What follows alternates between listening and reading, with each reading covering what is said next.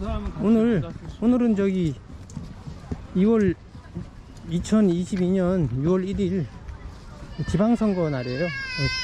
지방선거 날이라서 사람들이 선거 끝나고 많이 쉬러 나온 것 같아요.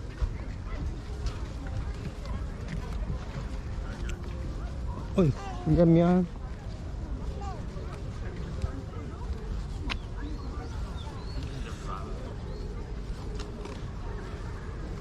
그래서 지금까지는 기독교의 그 자유의지를 긍정하는 그 교부들하고 부정하는 교부들에 대해서 알아봤는데, 이번에는 그 유명론이 그 근대 사상에 영향을 많이 끼쳤다 그랬죠. 그래서 유명론의 영향을 많이 받은 근대 사상가들에 대해서 알아볼게요. 그래서 그 사람들이 자유의지에 대해서 어떤 생각을 갖고 있는지, 철학을 갖고 있는지 한번 알아볼게요. 자유의지 측면에서.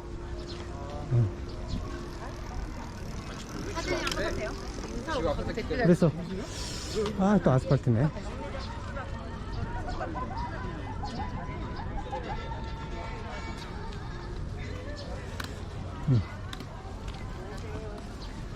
그래서 그 근대의 가장 영향을 많이 끼친 사상가들을 들어보자면은, 우선 데카르트하고 스피노자,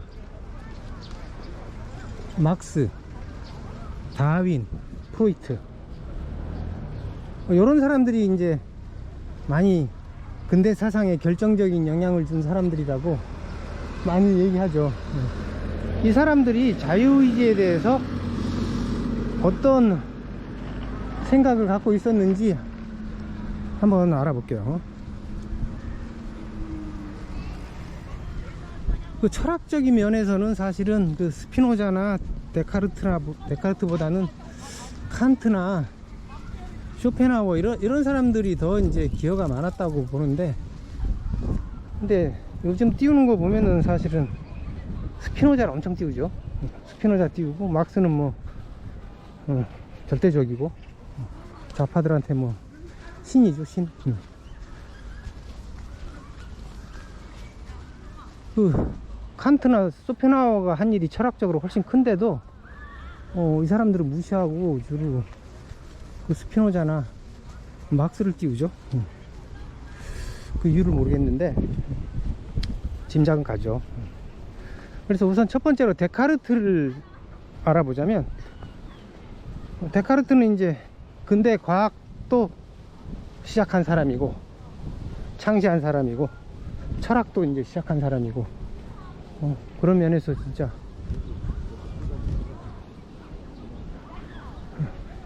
시조죠, 시조.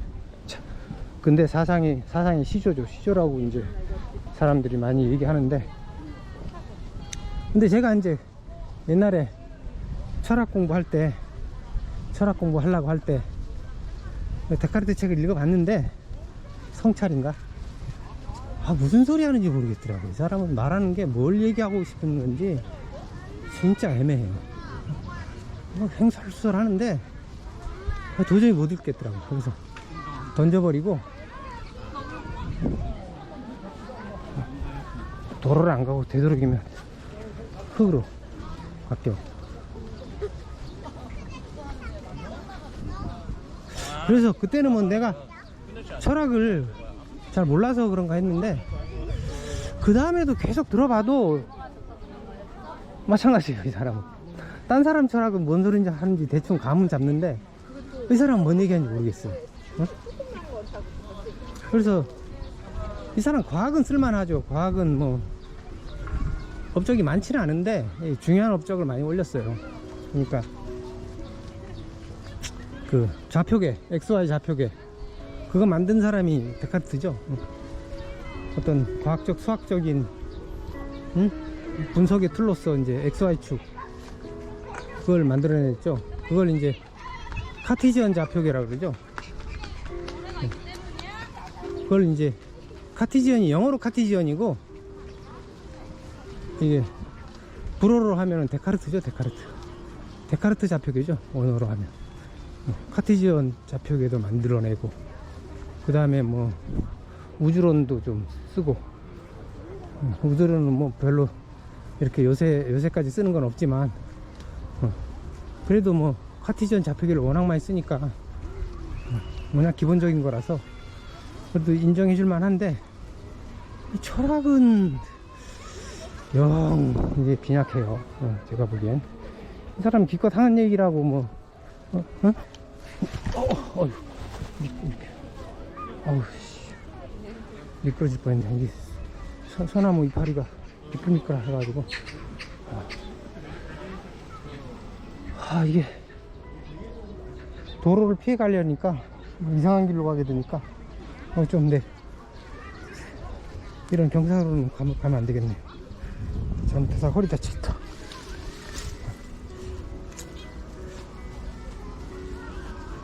나는 존재한다, 나는 생각한다, 고로 존재한다. 이 말 한마디 했다고 이제 철학적으로 이제 엄청나게 높게 평가해 주는데, 이것도 무슨 소리 하는 건지. 이게 사실은 이게 새로운 게 아니죠. 이게 뭐 되게 대단히 뭐 엄청난 그 철학적인 뭐 혁명처럼 얘기하는데, 이게 우리가 이때까지 그 보편론정에서 얘기한 그 실제론하고 유사한 얘기예요. 실제론이라는 게 우리가 상상하면은 그 상상하는 거는 실제로 존재한다, 그거 아니에요. 그러니까 생각하는 거는 존재할 수 있다. 여기 이 보라매 공원이라서, 옛날에 이 보라매 공원이 여기가 공군 사관학교였나 그랬을 거예요 아마. 그래가지고 이거 공원화되면서 옛날에 쓰던 그 공군기들을 이렇게 전시해놨네요. 전에 영산가족공원은 이게 미군 부대였고, 부대들이 주로 이 공원화되네요. 공원화되니까 되게 좋아요. 이게 시민들이 쉬기에 공원도 엄청 넓고,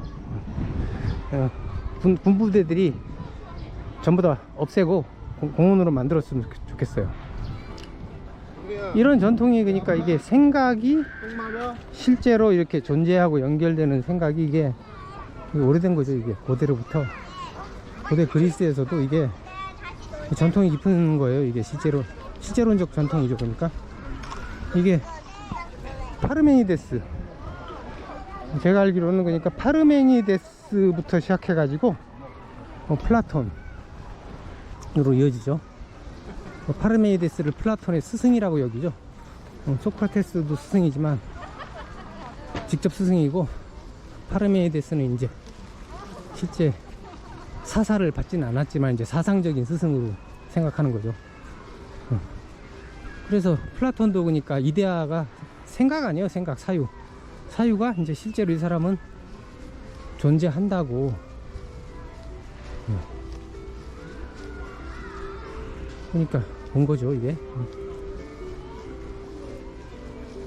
좀 이제 자세히 파고 들어가면 그게 이제 중세 실제론하고는 틀린 건데, 전 시간에 얘기했지만 그거까지 얘기하려면 너무 복잡하고.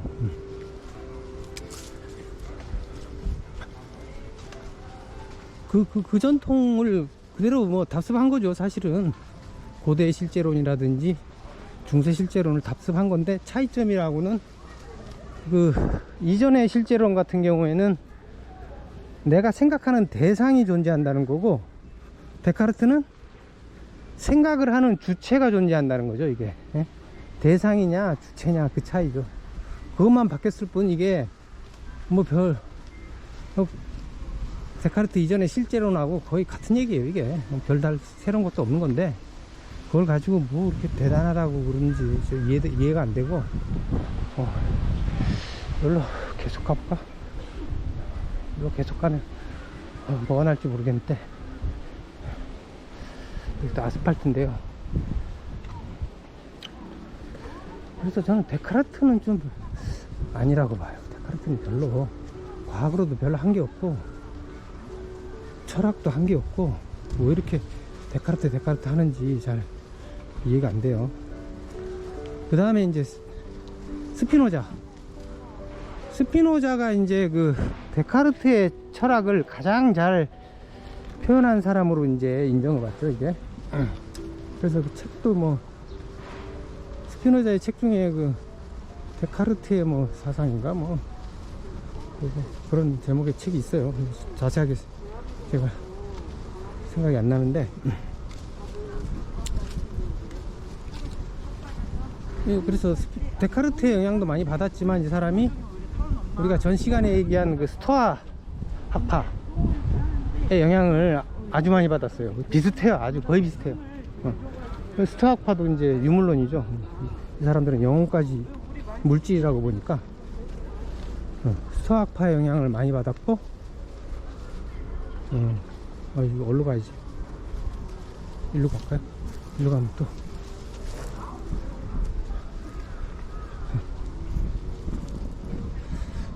그래서 이 사람들도, 아니 스피노자도 그 스토아학파하고 비슷하게 그 우주를 신으로 봐요. 우주, 자연.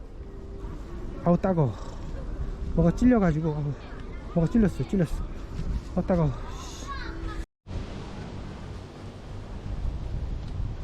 어떻게 오다 보니까 이게 숲길로 또 들어섰어요. 스피노자가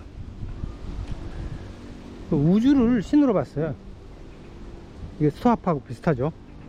그러니까 우주, 자연, 이 신으로 봤어요. 이게 스토아파도 그랬죠.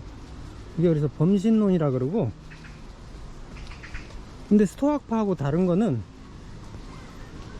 자유의지를 부정했어요. 스토아파는 자유의지를 부정하지 않고 어떤 그 의무 같은 걸 강조했기 때문에 자유의지를 부정하지 않았던 것 같은데, 그 스피노자는 자유의지를 부정하고 신조차도 자유의지가 없다 그래요. 그래서 신도 그 자연 법칙에 따라야 되기 때문에 자유의지가 없이 자기 마음대로 못 한다는 거죠. 그러니까 자연 법칙이 신이니까, 신 자체니까 뭐 그렇게 되겠죠. 그래서 이 사람한테는 자유란 것이 뭐냐면 자연 법칙에 순응하는 게 자유라 그래요. 좀 궤변스럽죠. 근데 이걸 따져보면은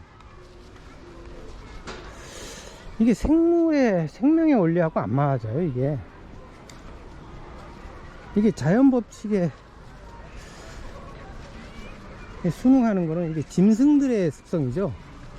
그 짐승의 경우에는 이렇게 죽을 때가 되면은 동굴에 들어가 가지고 조용히 응거한대요. 다쳤을 때도 회복할 때까지 조용히 있는데요.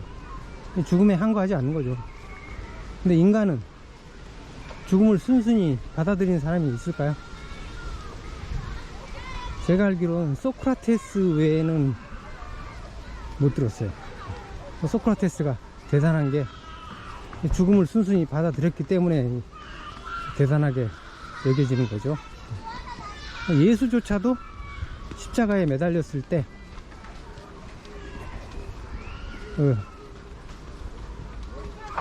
주여 내가 그 좀 원망했죠. 하나님을. 그리고 이 물고기 같은 것도 보면, 물고기도 이렇게 자연법칙에 순응만 하는 게 아니라 이게 알을 낳기 위해서 물을 역류하잖아요. 애가 처절하게 한 명 애가 우네요. 얘도 보니까 뭔가 이렇게 한 거 하는 거지 지금. 자연법칙에 한 거 하는 거예요 지금. 그 물고기도 보면은 이렇게 알 낳기 위해서 물을 역류하잖아요. 물은 그러니까 자연법칙에 따르면 낮은 데로 흘러야 되는데, 물고기는 알을 낳기 위해서 자기 생명을 무릅쓰고 이제 역류하죠. 그 물을 따라 흐르는 물고기는 그 죽은 물고기죠. 그래서 이게 자연법칙에 순응하는 게 생명의 생명의 원리가 아니죠. 이게 생명의 원리는 자연 법칙에 역행할 때도 있어요. 그래서 인간의 경우엔 그걸 상징적으로 나타내는 게 시지프스 신화죠. 시지프스는 그 바위를 굴리는 형벌을 받죠. 그래서 바위가 굴러 떨어지면 다시 이제 원위치로 다시 밀어 올리고, 그래도 다시 이제 굴러 다시 떨어지는 거 알고 있죠. 그래도 끝까지 이제 밀어 올려야 되는 그런 형벌을 받았죠. 저는 그 시지프스의 신화가 인간의 특성을 나타낸 그 신화라고 생각해요. 그래서 인간은 자연 법칙에 순응만은 하지 않는 그런 존재가 인간이라는 존재의 특성이죠. 그래서 신은 불가능한 일을 하지 않지만 인간은 불가능한 일도 해요. 시지프스처럼. 신은 전지전능하기 때문에 불가능한 일이 없죠. 그러니까 불가능한 일을 할 수가 없어요. 근데 인간은 어리석기 때문에 그런지 몰라도 불가능한 일도 하죠. 그래서 제가 보기에는 인간은 불가능한 일도 하기 때문에 신보다 더 위대하다 고도 볼 수 있죠. 어느 측면에서는.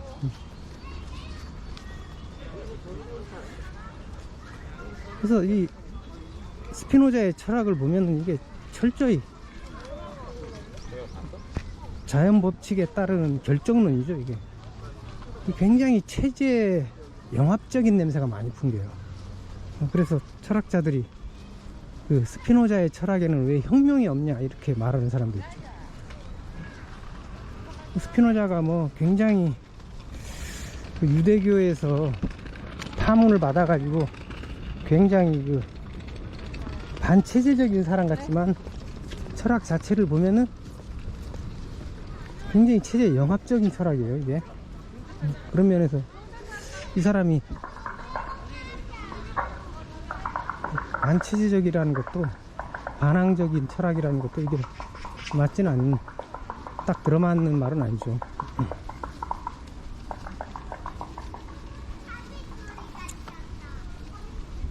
그 스피노자의 말 중에 가장 잘 알려진 말이 내일 지구가 멸망해도 오늘 나는 사과나무 한 그루를 심겠다, 이 말이 제일 유명하죠. 근데 이 말은 그 스피노자의 지금까지 말한 철학과 정반대예요. 스피노자의 철학과는 맞지 않는 말이에요. 그래서 제가 스피노자의 에티카를 그 진태현 박사한테 배웠는데, 진태현 박사가 스피노자 우리나라에서는 그 최고 대가급인데, 그 진태현 박사가 그 스피노자의 책에서 이 말을 찾아봤더니 아무리 찾아봐도 없더래요. 그래서 한 번은 그 독일의 마르틴 루터의 생가에 간 적이 있는데, 그 생가 현판에 이게 그 말이 붙어 있더래요. 그러니까 이게 스피노자의 말이 아니고 마르틴 루터가 한 말이죠. 이게 마르틴 루터의 철학과는 일치하는지 않는지 모르겠지만, 하여간 스피노자의 철학과는 정반대예요. 운동장 쪽으로 한번 가볼게요. 운동장 쪽에 그늘이 져가지고 잔디밭이니까 좀 걷기가 좋을 것 같아요. 뭐 여기저기 지금 한참 헤매면서 돌았는데, 그래서 진태현 박사가 알아보니까 그 1963년에 경향신문인가에 그 어떤 기자가 이 말을 썼대요. 칼럼에 쓰면서 이제 스피노자의 말이라고 이렇게 해놨는데, 그게 이제 와전이 돼가지고 그때부터 이제 전부 다 우리나라 사람들한테 스피노자의 말로 알려지고, 근데 진태현 박사가 외국에 가서 그걸 물어봤더니 다 스피노자 말이 아니라는 거예요. 이게 그 사람들 스피노자의 말인지 모르고 있더래요, 전부 다. 그래서 이제 알아본 거죠. 알아봤더니 이제 이게 스피노자의 말이 아니라는 거죠. 이게. 그 다음에 이제 근대 사상에 큰 영향을 끼친 사상가로서 찰스 다윈 진화론에 대해서 알아볼게요. 그 다윈 진화론의 핵심 개념이 자연 선택이죠. 그 자연 선택이라는 게 뭐냐 하면, 그 진화 과정 중에 이제 생물 종이 뭐 경쟁이나 그런 과정을 통해서 그 돌연변이에 의해서 그 자연적으로 선택이 된다. 이게 자연 선택 개념이거든요. 근데 이걸 보면 좀 문제가 있어요. 이게 물리학자들이 보기엔 이게 문제가 많은 경험이에요. 어? 이게 생물종, 진화의 주체인 생물종의 역할이 없어요. 생물종의 역할이 없이 자연에 의해서, 그러니까 외부 환경에 의해서 일방적으로 진화가 결정된다는 거 아니에요. 응? 그러니까 이거는 물리법칙, 기본적인 물리법칙을 위배하는 거예요, 이게. 그래서 물리학자들이 가장 많이 반대했다 그러던데, 그 다윈 당시에. 그러니까 물리법칙 중에 그 뉴턴의 제3법칙, 작용 반작용의 법칙 있잖아요. 거기에 의하면은 어떤 작용이 있으면 반드시 거기 반대로 가해지는 반작용이 있어야 돼요. 근데 자연선택 개념을 보면은 생물종이 그 자연에 의해서 일방적으로 이렇게 선택당하잖아요. 결정론이니까. 그리고 그 자연선택을 작용으로 보면 거기에 대한 반작용이 있어야 되는데, 그러니까 생물종이 하는 역할이 있어야 돼요. 근데 그게 없는 거죠, 이게.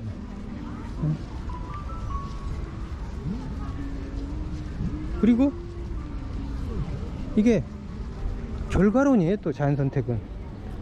이게 구체적인 어떤 선택에 대한 메커니즘이 없고, 그냥 돌연변이는 우연이고, 뭐 경쟁에 의해서, 뭐 그것도 애매한 얘기죠. 결과적으로 보니까 자연적으로 그렇게 선택됐다, 이 얘기예요. 이거는 과학적인 법칙이라고 할 수 없죠. 이게 과학적인 구체적인 메커니즘을 제시해야 되는데 그런 게 없어요. 이거는 그냥 결과적으로 그렇게 됐다, 결과론이죠. 그래서 이게 이 다윈 진화론을 과학사에서는 그 유사과학 범주에 넣는 사람이 있어요. 그런 사람이 많은 거죠. 그래서 물리학자들은 이 자연선택의 경우 이런 그 원숭이가 인간으로 진화하는데 수십억 년이 걸린다는 거예요. 비유로 하자면은 이 원숭이가 타자를 쳐가지고 셰익스피어 작품이 나와야 되는 그런 확률이라는 거예요. 그래서 이게 안 만난다는 거죠, 이게. 자연 선택으로 해가지고는 원숭이에서 인간으로 진화를 할 수가 없다, 이렇게 이제 반대하는 사람들이 주장이죠, 이게. 그리고 이거 자연 선택 개념이 이게 다윈 게 아니에요, 사실은. 또 자연 선택이 이제 다윈 진화론의 핵심 개념인데, 이거는 왈라스 거예요, 왈라스 거. 원래 다윈 진화론이 다윈이 먼저 한 게 아니라 이 왈라스가 먼저 한 거예요. 그걸 이제 다윈이 어떻게 보면 뺏은 거예요, 이게. 원래 그러니까 왈라스가 이제 먼저 이게 다윈 진화론을 먼저 논문으로 써가지고 다윈한테 보냈어요, 편지로 보냈는데, 이제 다윈이 딱 보고 나서 자기가 옛날부터 생각하고 있던, 책으로 쓰려고 이렇게 생각하고 있던 그거하고 똑같다는 거예요. 그래가지고 그게 이제, 그러니까 왈라스가 논문으로 내달라고 이제 다윈한테 부탁한 거겠죠.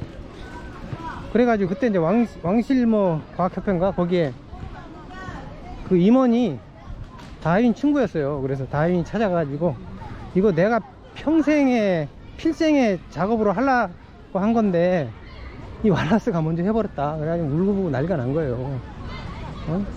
그러면서 자기가 이거 하려고 했다는 증거를 그 사람한테, 이제 친구한테 다 보여주고, 그러니까 친구가 이제 그럼 공동 저자로 하자, 그래가지고 이제 이 공동저자로 이제 논문에 실렸는데, 요즘 같으면 이게 있을 수 없는 일이죠, 이게.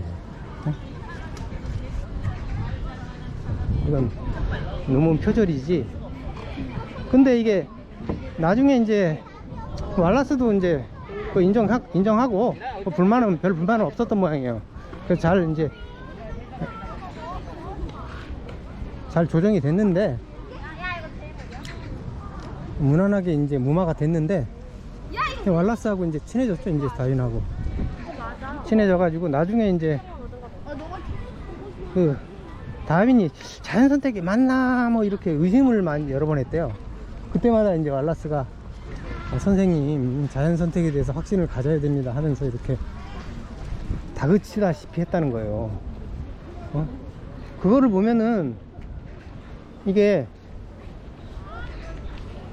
자연 선택 개념이 이게 왈라스가 생각해낸 거란 걸 알 수 있죠. 이게 빠지면 다윈 진화론이 없는 거예요. 이게 없는 거나 마찬가지예요. 이게 알맹이가 빠진 거니까. 근데 결국은 지금은 처음에는 다윈 왈라스 진화론이었을 텐데, 그 다음부터는 왈라스는 빠지고 다윈 진화론이라고만 얘기하죠. 왈라스는 자연스럽게 그냥 밀려난 거죠. 이게 왈라스는 뭐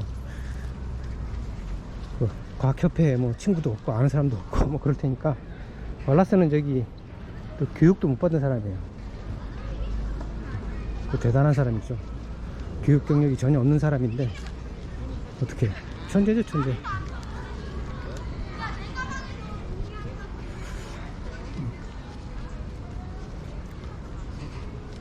그 다음에 이제 이게 이제 다윈 진화론이 틀렸다는 게 요즘 들어와서 이제 그 실험적인 결과로 나오는데,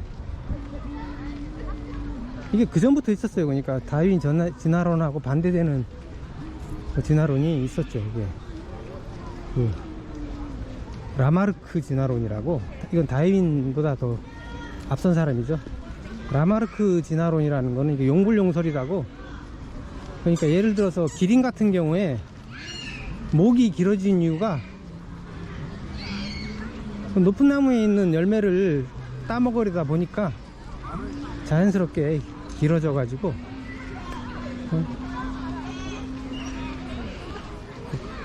그 목이 긴 기름만 살아남게 됐다, 뭐 이런 거죠. 그러니까 이게 이제 다윈 진화론에서는 틀렸다 그래요. 틀렸다고 이제 공격을 해가지고 결국은 이게 패배하죠. 라마르크 진화론이 패배하고 다윈 진화론이 득세해가지고 20세기 지금까지도 이제 가장 주류죠, 다윈 진화론이. 그래서 이게 그러니까 다윈 진화론이 라마르크 진화론을 무너뜨린 그 논리가 뭐냐 하면, 이게 개체가 사는 동안에 획득한 형질은 유전이 안 된다는 거죠, 이게. 그러니까 기린이 아무리 높은 나무에 열매를 따먹으려고 용을 써도, 그게 그래서 목이 길어졌다 하더라도 그게 자식한테는 유전이 안 된다는 거죠, 이게. 예? 이게 이제 유전자에는 영향을 못 미친다는 거예요. 혹시 조류 공포증 있으세요? 뭐 사람이라든지 생물이 살다 보면 부상도 있고 뭐 다리도 잘리고 팔도 잘리고 그럴 텐데, 그런 것까지 유전이 되진 않죠. 그런 것뿐만 아니라 유전이 안 돼야지, 또 안 돼야지 다음에 자식이 제대로 태어나는 거고. 그래서 어떻게 보면 이게 당연한 건데, 이게 요새는 이 실험적으로 맞다는 게 나와요, 이게. 그래서 그거를 후생유전학이라 그러는데,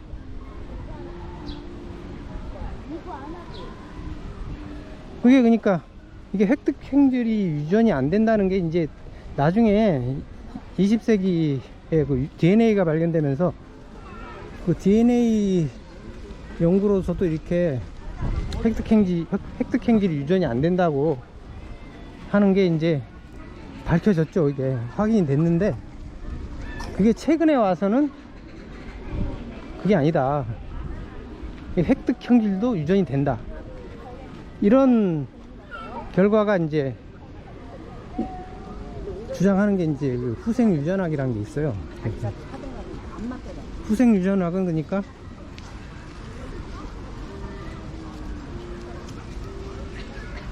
그게 이제 가장 유명한 게 볼드윈 효과라는 게 있는데,